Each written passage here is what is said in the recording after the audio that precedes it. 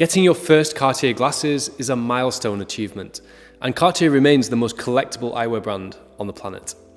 Today, I'm going to be giving you a complete buying guide to choosing your new Cartier glasses so you can find the ones that are perfect for you. So hi, I'm Robert, Style and Vision Consultant here at the Spectacle Factory, and it's my job to pair you with your perfect pair of Cartier glasses. We've customized Cartier glasses for thousands of clients around the world, and it's a brand like no other because these are truly original eyewear designs that are not only innovative but iconic. The truth is that in 2026, Cartier has a very bloated catalogue, now hundreds of different models. And my honest opinion is that most of those models you want to avoid. As the brand has got more commercialized in recent times, we've definitely seen them behaving less and less like the old Cartier, where they had a true artistic vision, and now more like the other fashion brands that are just putting out new products every season. But nevertheless, those iconic models still exist, they're still as special as ever, and they are some of the most beautiful glasses ever designed. Let's kick off the video with the original Cartier eyewear model. This is the most iconic C de Cartier, where Cartier embodied their whole brand in a frame. And in my opinion, a very intelligent way to incorporate your logo. Because yeah, this is a C, but it could also kind of be a claw, and ultimately it is just a cool design. There's a reason why this is the most popular Cartier frame of all time, also known as the Piccadilly or Big C frame. This is the one that is going to get you recognized. If you want a Cartier model that everyone's going to know is Cartier, this is it. It's just simply unmistakable. This is how the frame wears, and this is where customizing your Cartiers comes in. Because part of the cool factor of owning a pair of Cartier glasses is actually making them unique to you, and this is essential. If you're buying this off the shelf as it is right now and you're wearing this every day, you're doing it wrong. And they're more or less the only glasses brand where that is the case. You see, the idea is that you're going to take this pair of glasses, and because it's rimless, there's no constraint on what you can do with the lens. You're going to change the shape, you're going to change the size, you're going to add cool details like facets, maybe even diamond cuts. You're going to add a cool tint to them to give them definition, to stop them being an invisible rimless frame. Because this, as it sits, is not a cool or stylish pair of glasses. But this design, taken and modified and crafted to be yours, one of a kind, is probably like the most stylish pair of glasses you could possibly have. And on this channel, we've featured hundreds of times different bespoke Cartier glasses that we've created to give you inspiration on that front. We're not going to talk about that today. We're going to focus on the base designs so that you can start with the right frame. And this is where it all started for Cartier. Around 3 years ago now, Cartier updated the Big C to make it slightly more curved, slightly more kind of hooked around, and a little bit thicker on the metalwork. Here you see the two designs side by side, and they're very subtly different. Now, both of these frames are finished in platinum, and anytime you see silver in Cartier, it is platinum. All Cartier models, as far as I can think, are available in both platinum and gold. And Cartier frames are only finished in precious metals, so they'll either be real platinum or real gold. I do prefer the original design. For me, it's the iconic one, and if I was going to get one of these frames, I would lean towards this, especially because of this very beautiful and very iconic pointed bridge. You see on the new one, it's a much more conventional kind of design. Now, towards the end of last year, Cartier actually brought out a third version of the Big C frame. Maybe this is the best ever interpretation of this model, because what they've done is they've incorporated something we're going to look at later in the video, the Première de Cartier concept, which is where we have this kind of ridged metal. I think this makes it a little bit more vintage inspired, which is cool. It's a little bit more understated in my opinion as well. This is the way that this frame wears, and I think it's very, very classy. For comparison, here's the previous version. And remember, these are available in both platinum and gold. So that's where it all started, but there's so much more to Cartier's portfolio in eyewear. And next up, we have the Santos de Cartier design, which anyone who's seen anything by Cartier will probably recognize. This is the latest version of the Santos de Cartier, and what distinguishes the Santos de Cartier are these exposed screws. This harkens back to the invention of the first wristwatch, which many people don't know was actually created by Louis Cartier. He had a friend, Alberto Santos Dumont, who was the world's first pilot. And back in those days, men wore pocket watches. But Alberto Santos Dumont, when he was flying his planes, needed both hands to be free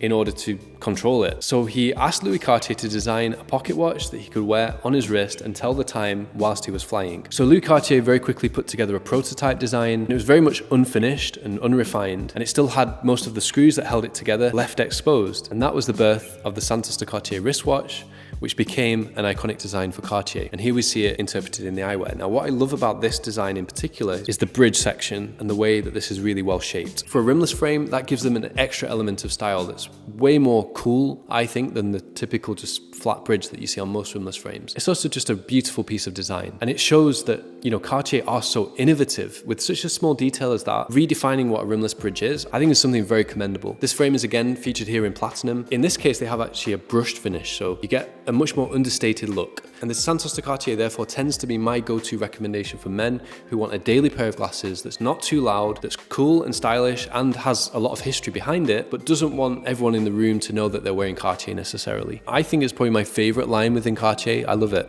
especially because I'm a fan of the watches. Speaking of the watches, there is a PVD coated all black version of the Santos de Cartier wristwatch. And likewise, there is a black PVD coated version of the Santos de Cartier glasses. This is actually the original design, so it's super simple. In this case, the exposed screws really stand out because they contrast against the black, and I really like that finish. This is very sleek, very under the radar, and even easier to pull off than the platinum, and certainly than the gold would be. And I also like the fact that this is really rare. This is one of the hardest models to obtain from Cartier. First of all, very few models actually come in black. We're going to look at one of them later in the video, but because it's got that tie-in with the watch, I think there's a real cool factor to this. And if you had both, the watch and the glasses, doesn't really get better than that. We actually optimized this model with titanium nose pads. For me, if I was looking to own a new pair of Cartier glasses in 2026, I'd ideally be looking for a full metal construction or one of the more noble materials like wood or buffalo horn, which we're going to come to later in the video. So I like to see plastic here as little as possible, especially when you're paying, you know, upwards of $1,000, sometimes way more than that for a new pair of glasses. So whilst this one does have the plastic end tips, and I'm not a huge fan of that, but I can live with it, I do like the fact that this one doesn't have plastic nose pads, it's got titanium nose pads. We actually retrofitted that and we can apply that to any Cartier models. This new Santos de Cartier two-tone aviator is amazing. I love it. I think it looks awesome, and I love the new shaping that they've done on the temple, as well as the fact that they've used gold screws on the platinum bridge, again with brushed metalwork, but that contrasts against polished metalwork around the lens rim. And there is an optical version of this as well. A great new eyewear design from Cartier. And one last final Santos de Cartier. This one features a blue rubberized inlay around the lens rim. It's got a more sporty look to it, and definitely is not for everyone. This is very outspoken. Because the exposed screws are all around the lens rim, it really stands out. But if you want sunglasses that are a true statement, this might be the one for you. Now it's about time we looked at something a little bit flashier. As I mentioned, all Cartier models come in gold. I don't think there's a frame that looks more special in gold than the Panthère de Cartier. Panthère de Cartier also has a rich history. This is one of the newest versions. This came out about 2 years ago now, and it has a swooping all metal temple with the panther's skull wrapping around the front of the lens. It's got enamel spots. These are actually hand applied enamel details with, and I love this, emerald green panther eyes. This is a work of art. This is Cartier at their very best, where they're creating not just glasses, but sculptures to wear on your face. This design originates with Jeanne Toussaint, who was a muse to Louis Cartier. She was actually the inspiration behind some of his original designs, and he recognized her as a very strong, very fierce, independent woman, and he nicknamed her the Panther. She actually became the creative director for Cartier later on, and they incorporated the Panthère de Cartier design into many of their jewelry pieces, their watches, and even just ornaments. So Panthère de Cartier is representative of that strong female spirit. That meant that it originated as a female design. Now, I would say almost all the pairs that we make for people are for men. I think that's really cool. And this is one of the rare cases where a newer version of a Cartier design is actually pretty much perfect. That being said, the original version is also perfect in its own way. This is the original Panthère de Cartier design. And I love how with this, they made it part of the temple. The panther is leaping forward. You know, from a distance, you wouldn't even recognize it as a panther, as opposed to the newer design where you really can't miss it. I mean, it's literally wrapping around the front of the lens. This frame feels amazing to wear. The pure metal temples, the way that they slide on. I mean, the newer version does that as well, but this one even more so because it's thinner. It slides on and it just feels so expensive. Feels like you are wearing a piece of jewelry, not just a pair of glasses. And that's generally the case with the models that I'm showcasing today, which is why I'm steering you towards them. These are the ones that are really worth every penny. Now, we're into the elite level of Cartier glasses, the best of the best. Aside from the solid gold pieces, which we're going to be covering in an upcoming video, so make sure you subscribe for that. The ones that are actually attainable for a lot more people are the wood and horn frames. The original version